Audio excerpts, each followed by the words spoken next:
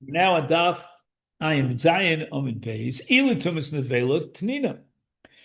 And if he's trying to tell us that as a result of this overextended cooking, the hide has the status of basar, and therefore it's part of the carcass of the dead animal, and therefore it has the Tumas Nevela. That's also Tanina we have in the Brisa. So the Gemara says, Tumas Ochlin Tanina, where do we have in the Brisa? That once you cook extensively this hide, it now is edible, and therefore it's mekabel tumas ochlin. Beside we have a rice or vashilya ain metamin tumas ochlin, but or sheshloko shlokos means you overextendedly cooked it.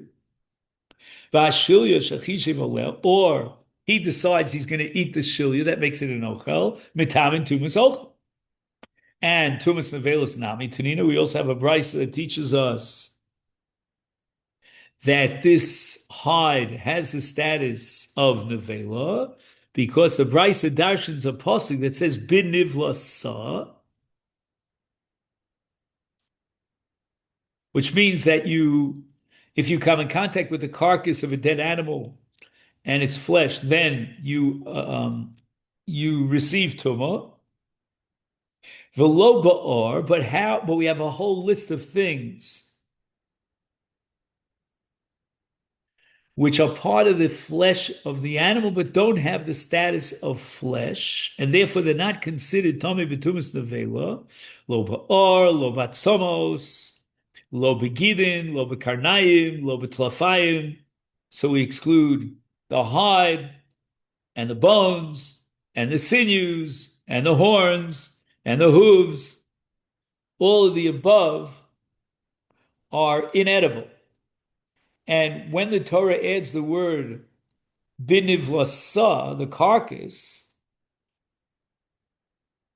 it's an extra word. We already know that we're talking about a dead animal in that context, and therefore it's a reference to the animal's flesh, and it's a mute to exclude those portions of the body of the animal that are not really flesh. But Amar Rabba Bar Chana lo nitzvah el shason tzike k'deira. Why do we need Rabba Bar Chana to teach us that what? That where am I? Sorry.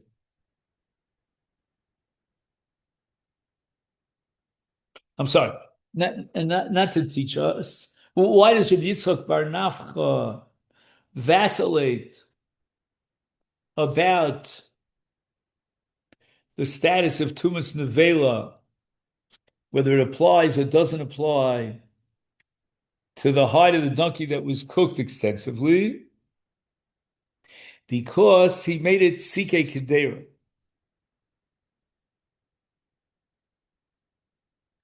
Now, Sike Kedera is a pot full of stuff that you cook and you add a lot of seasoning, an extensive amount of spices.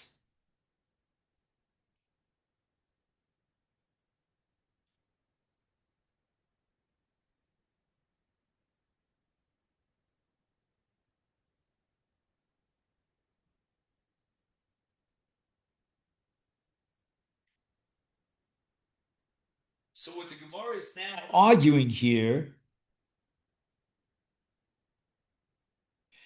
is that forget about Rav Yitzchak Bar Nafcha. What about Rabba Bar Chana, who says that when the Brisa excludes Tumas Ochlin and Tumas Nevela for all these cases, the special chiddush is that even though he extensively cooked these things, nevertheless, it's not metame. So once again, why did Rav Yitzchak Nafcha have doubts about this? Li'olam Tumas Ochlin.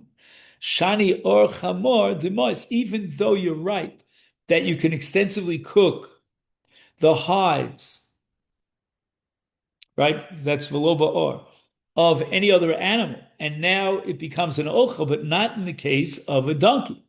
Because the case of the donkey is it's repugnant, it's moist, and nobody would want to eat it. And therefore, Rav Yisrael Bar Nachman wants to know what happens if somebody decides he wants to eat this, but it's repugnant. Although technically you could eat it, and in an ordinary animal, that would elevate the hide to the status of an ochel, as we saw in the interpretation of the Brisa, but not necessarily in the case of a donkey's hide. It's repulsive. Shilya Shiyatzis, the Mishnah tells us that you're not allowed to eat the shilya after it exits from its mother's body.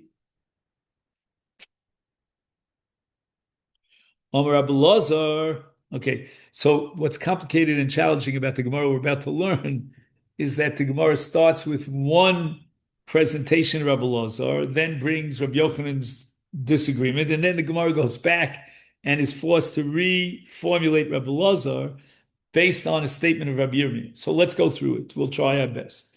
Lo shanu el she'eni mavlad, aval yesh imavlad, ein choshin levlad acher. So this was that discussion that I indicated earlier about twins.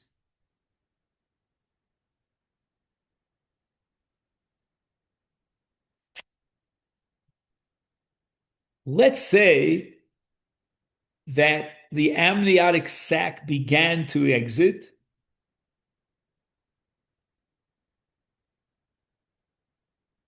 before the shechita of the mother, but there's a vlad.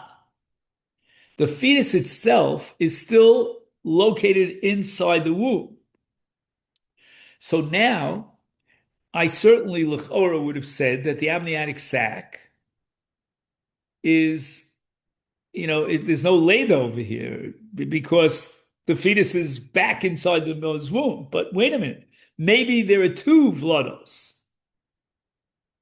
Maybe there was an original fetus inside this amniotic sac, and there was another fetus that was back in its mother's womb.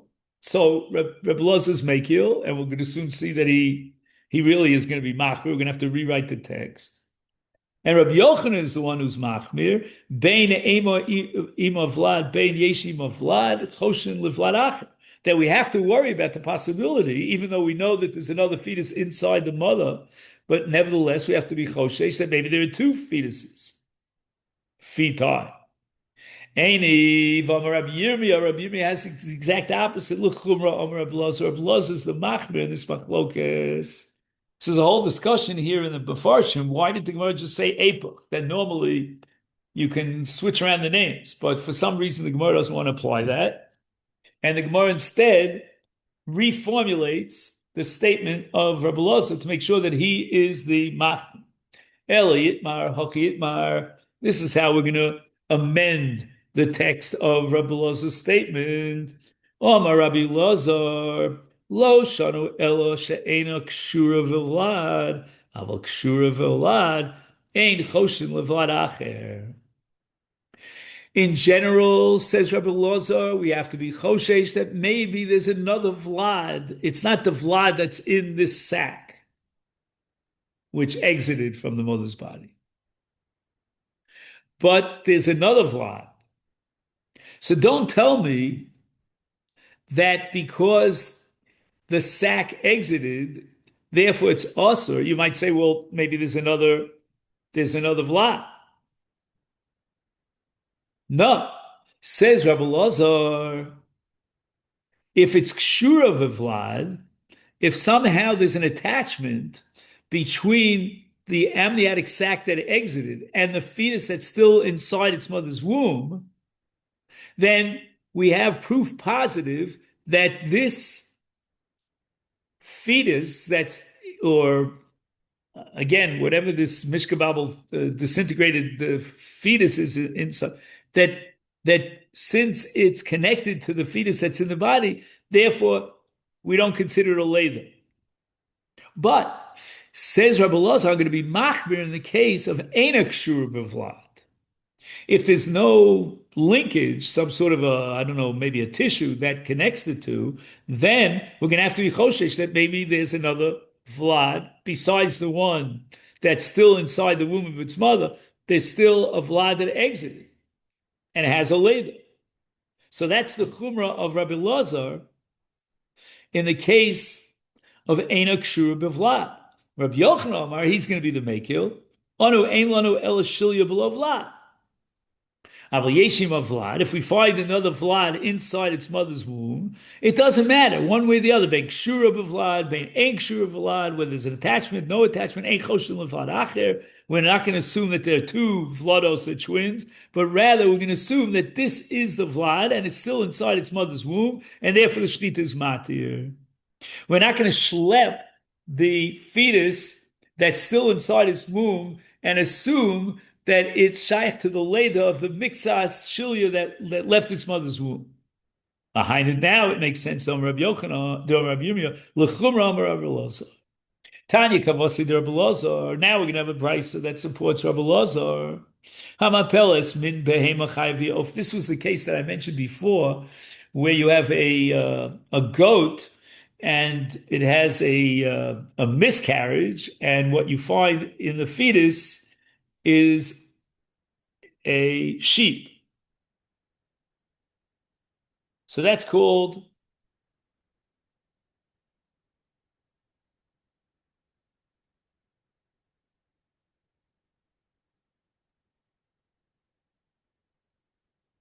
min behema chayaviof.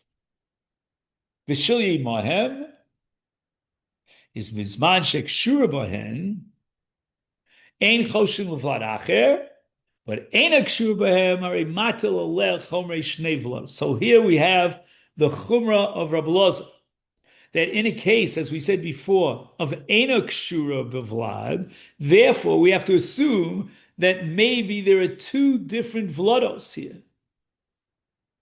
Again, two different fidon, because it's ein akshura bahem. And now we're going to have to take the chumras in both directions. Why? Let's explain. Shani Omer Shemani Moach Shafir Shel Shilya.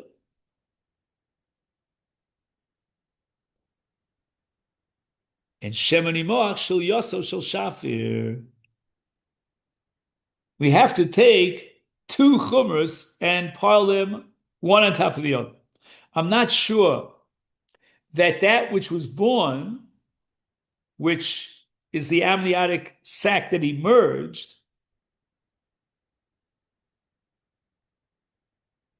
maybe it had inside of it a normal child, which now unfortunately disintegrated. And therefore, we have an uncertainty, we have a suffix. She's going to have to take upon herself the tumah of both a female that was born and a male that was born. So if it was a female that was born,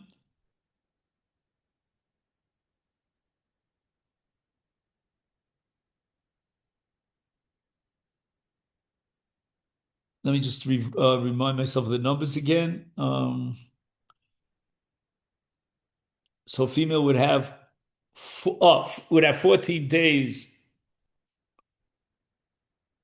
of Tumas Leda, but then afterwards has another 66 days of Tar. We're not going to allow her that 66-day period because we have to be choshesh that maybe she gave birth to a male.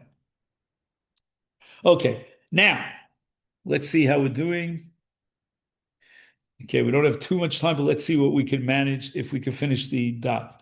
So now we're talking about a first birth. Is my time.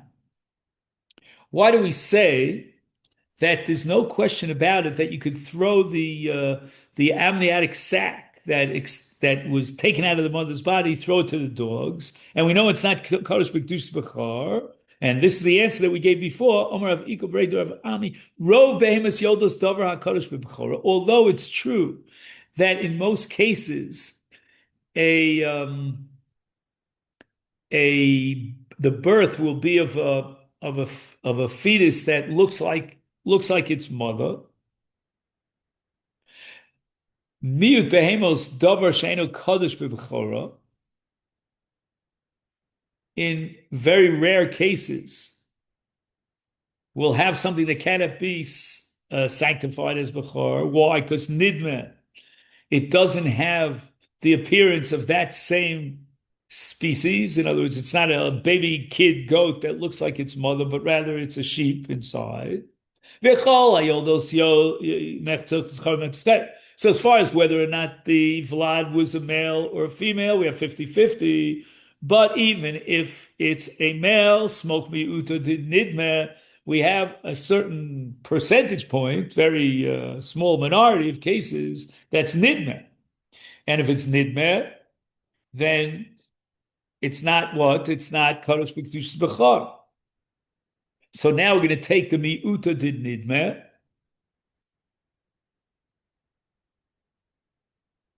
It's so interesting that the word nidme, which usually means the likeness, but yet here it means it's a different type of an animal. So it's nidme ke, ke whatever it might be, another behemoth.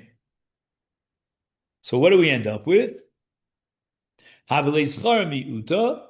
So now, if you talk about what percentage of the fetuses will be royal kedushas bechor, meaning that they're male and they look like their mother, it's less than 50%. Mishnah said in Mikdashim ti kaver my taima ruba bar mikdash.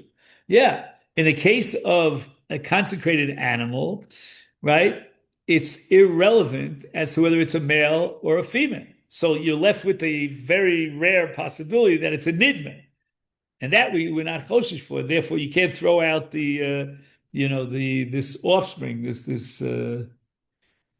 shilya. Ain't covered also. Oh, now we get to the Darkei Amori part of the sugya. Abayvra of the Amitravayu called over the rule of thumb. Can you imitate the Amorites?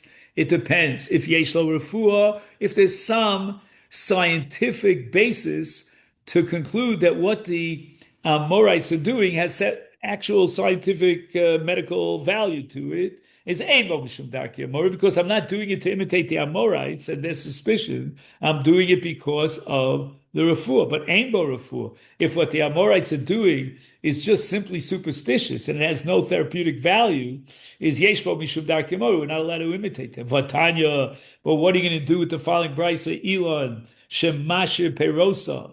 You have an overly vital tree, and the fruits are being produced prematurely, and they're falling off the tree, and now you're in deep trouble because you can't harvest your fruits. Then what you're allowed to do is soak up a sikra. You can dye it with red pigment, which sounds like superstition, does it not? B'tono bavanim. Okay, tono bavanim, b'shlem tono bavanim, that I understand. Ki hechi, that's scientific. Because this is an overly vital, too much vitality, so we have to sap and lower its vitality, so the fruits would not ripen prematurely, so we weigh them down with these stones. But sokra b'sikra, you dye it with a red pink. That has no therapeutic. That certainly is darkei Amori. That's all superstition. And the Gemara answers that we want to send out a message. We need your prayers. And when they see this tree that has been dyed with red pigment, they'll understand that this tree is in deep trouble, and the owner of the tree is going to take a financial loss, and they're going to start praying. I'll give you an example where the public notification is sent out in order to get people to pray, because the pasuk says regard to a mitzvah of Tame Yikra. Why the double language Tame? Number one, tzarich lo dila rabim.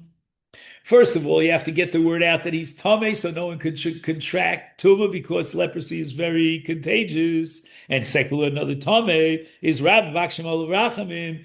Please yell out, with a foghorn that there's tumah saras, so that people will have rachmanas and they'll pray on his behalf. Misha irabo davar. Anyone who had any unfortunate situation is sarach lo dil rabim. He should notify the public and Rabbim Vakshanam, so that the people will pray on his behalf on Ravina Kiman Talina Kufsa B'Dikla. How is it that we hang a cluster of dates upon a palm tree that sheds its fruit early? Kiman Ki Aitana, just like we saw in this brisa, that the cluster of dates serves to alert the public that the palm tree is sick, so the people will pray on his son Hadron Olecha Behema Makasha. And now in Mirza Hashem, tomorrow we start a new parak, which is called Oso V'Espino, the fifth parak of Chullin, and we pray on our own behalf that it should be a little bit easier than the last couple of chapters of Chullin. Let's all pray together. Okay, Rabosa, have a great day and Chodesh Tov.